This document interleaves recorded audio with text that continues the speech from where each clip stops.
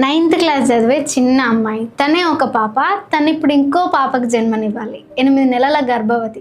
తనకు నాన్న లేడు, పుట్టబోయే బిడ్డకు కూడా నాన్న లేడు. 9th క్లాస్ చదివే అమ్మాయిని ఒక 14 మంది వంతులు వేసుకొని మరి నెలల తరబడి ఆచారం చేసిరు. అంటే ఆ కడుపులో ఉన్న పాపకి బయటకు వచ్చాక తండ్రి లేడు, అమ్మకేమో మానసిక వైఫల్యం, నా అనుకునే దిక్కు లేదు. అమ్మకు వచ్చే పెన్షన్తో కష్టాల మధ్య చదువుకుంటున్న ఆ పాప. ఈ ఘటన ఆంధ్రప్రదేశ్లో శ్రీ సత్యసాయి జిల్లా రాస్తార్ నియోజకవర్గం రామగిరి మండలం ఏడుగుర్రాలపల్లిలో ఇది జరిగింది. తను ఇప్పుడు 8 months ప్రెగ్నెన్సీ అవ్వడం వల్ల ప్రెగ్నెన్సీ తీయడం కష్టమని డాక్టర్స్ చెప్పారు.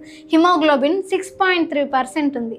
సాధారణంగా ప్రెగ్నెన్సీ అమ్మాయిలకు ఒక 11% అయినా ఉండాలి. జూన్ 27కి డెలివరీ డేట్. స్కూల్కి వెళ్లాల్సిన ఏజ్లో ఈ మైనర్ పసి తల్లి ఇంకో పాపకు తల్లవుతుంది. అది కూడా 14 మంది చేత అత్యాచారానికి గురై. ఈ సమాజం వాళ్ళని ఎట్లా రిసీవ్ చేసుకుంటుంది?